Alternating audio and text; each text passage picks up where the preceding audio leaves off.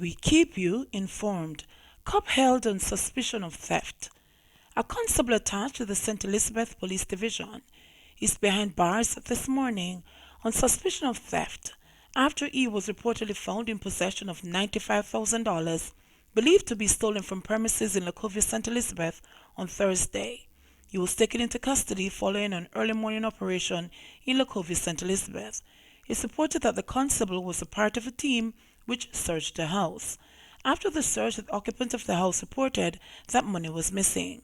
The cops who were involved in the operation were reportedly searched, and the constable allegedly found with the missing cash hidden in his bulletproof vest.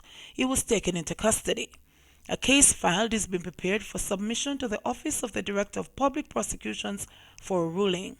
The name of the police constable involved has not been released. Man accused of kicking schoolgirl in the face during bus fight. Entering a bus in Jamaica can be harrowing, especially during peak hours, when persons are forced to flood the bus stations to access the sometimes limited transportation. Many times these encounters can trigger chaotic situations, as was played out between an adult male and a teenage girl, who got in a tussle while they were both trying to board a bus in downtown Kingston recently. That incident ended with the male being hauled before the court to answer to cruelty to a minor charge after he was accused of kicking the teenager in the face, squeezing her throat, among other abuses. The teenager, according to the male, used a knife to stab him over one of his eyes. He pleaded guilty with an explanation when he appeared before senior parish judge Vaughan Smith in the Kingston and St. Andrew Parish Court on Friday. The allegations are that the child and her friends were at the bus terminus in South Parade and were attempting to board a bus to Portmore St. Catherine. The child told police that the man started to elbow her repeatedly, and when she attempted to defend herself, he held her and squeezed her neck before hurling her into the windscreen of the public passenger vehicle. She complained that he even went further and kicked her in the face. I was third in line. I allowed her to step in front of me. When she was going in, her bag fell, and she swung and hit me in the chest. I said, "Why wouldn't I for go answer like pig? Your Honor," she slapped me in my face, and this is what caused me to push her in the windscreen, he told the court. The accused man testified that the child then rained down a series of blows to his face. "My face was swollen, and she started hitting me again," he said. "I held on to the railing and fended her off with my foot," he added. He said after the scuffle was broken up, he retreated to the back of the bus and thought the incident was over and done with. But he said the child had other ideas. "She came with a knife and stabbed me above my eye," he claimed. The complainant had another side to the story. She told the court that he was very abusive and violent and kicked her more than once.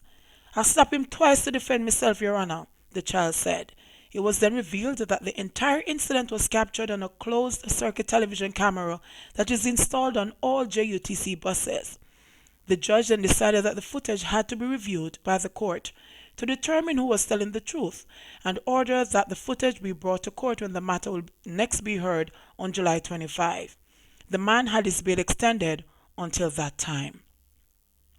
Rifle found in goat pen. An M16 rifle along with a magazine containing 29 rounds were found during a joint police-military operation in Raytown, Kingston on the morning of Thursday, July 4. The weapon, a Bushmaster M16A4, was found wrapped in a sheet in a goat pen along Thompson Lane in the community. No one is arrested in relation to the weapon find. However, 24 persons, including 2 persons of interest, were detained during the operation. The detainees, along with the find, were taken to the Elliston Road police station for processing. The security forces continue to urge persons to call the confidential Jamaica Defense Force tip line at 876-837-8888 and to provide assistance in ridding criminals from their communities. A Nova cop accused of raping 15-year-old denied bail. A Nova police constable, 22-year-old Akil Maxwell, who is charged with the rape of a 15-year-old remandee, has been denied bail. Maxwell was refused bail by Senior Parish Judge Sharon Barnes pending the result of a DNA test when he appeared in the Lucy Parish Court on Friday. He was remanded in order to return to court on Tuesday, July 9. The allegations are that the young girl was remanded by the Anova family court at the station when during the early hours of June 20, the constable went to the holding area and fondled her breast. It is further alleged that he then entered the holding cell and had sex with her. The child allegedly made a report to another cop later that day when she was being transported to a place of safety in Kingston. Attorney Stacey Williams, in making the bail application, said her client was out on patrol at the time of the alleged incident and could not have committed the offense. She argued that a detective constable, who she said was on the patrol, is able to testify as to her client's whereabouts.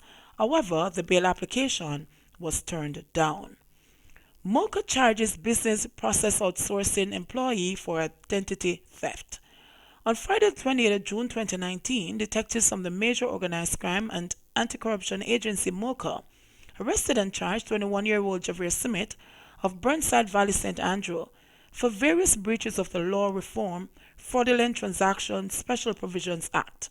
Smith, who is employed to a prominent call center, was charged with 3 counts under the law reform after he was held in possession of and seen distributing personal information belonging to clients overseas from the company's domain to an external source. He is scheduled to appear in the Kingston and the St. Andrew Parish Court on Wednesday, July 11, 2019. MoCA wishes to remind members of the public who may have any information that could assist in any investigation to call MoCA at 876-275-5903 or 876-906-6318 or 1-800-CORRUPT. Cop arrested after a 13-year-old boy killed in St. Catherine crash. A police constable has been arrested following a motor vehicle crash which claimed the life of a 13-year-old boy on the Bernard Lodge Main Road in St. Catherine. Dead is Tyrese Williams of Clifton District in the parish. The Constabulary's Corporate Communications Unit reported that about 11:30 a.m. on Friday, the officer was driving his private motor vehicle along the roadway when Tyrese was hit. The teen was taken to the hospital where he was pronounced dead while being treated. CCU said a file has been prepared and will be submitted to the Director of Public Prosecutions for a ruling. McKenzie seeks talks with Commish following attacks on local employees. Local Government Minister Desmond McKenzie has requested a meeting with Police Commissioner Major General Anthony Anderson to discuss ways to provide greater protection for persons employed to local authorities. The move follows separate incidents last week in which a member of the municipal police and a security guard employed to the St. Anne Municipal Corporation were seriously injured. In the first incident, the security guard was reportedly shot in the neck at the Ocharias Transport Center after resisting a gunman's demand to hand over cash he had collected from bus operators using the facility. He remains in hospital in critical condition.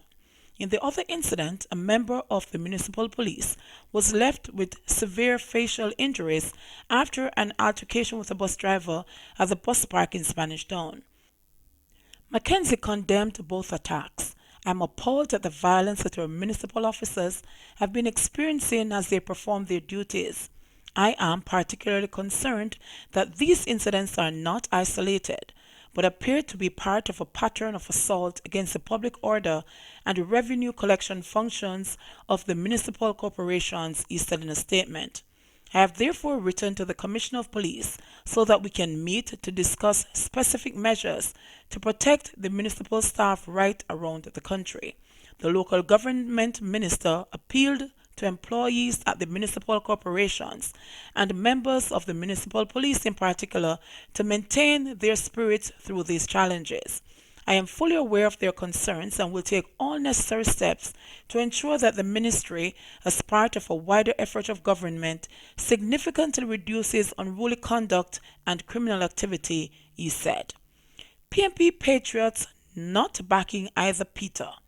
The young professional group of the People's National Party PNP, the Patriots, has sought to clear the air following claims that it has lined up behind the sitting president Dr. Peter Phillips, who is facing a challenge from Peter Bunting for the leadership of the party.